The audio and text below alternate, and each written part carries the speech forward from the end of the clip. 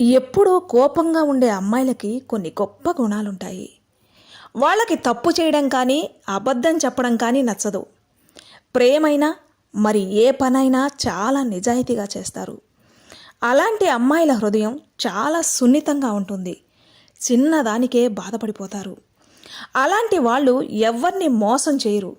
వాళ్ళ హృదయం చాలా స్వచ్ఛంగా ఉంటుంది. అలాంటి వాళ్ళకి ఎవరి మీదైనా అసహ్యం కలిగింది అంటే అలాంటి వాళ్ళని జీవితంలో వాళ్ళ మొహం చూడటానికి కూడా ఇష్టపడరు. వాళ్ళు ఎప్పుడూ కూడా ఎదుటి వాళ్ళని చులకన చేసి మాట్లాడరు. తనని నమ్ముకున్న వాళ్ళ కోసం ఎంతటి కష్టాన్నైనా భరిస్తారు.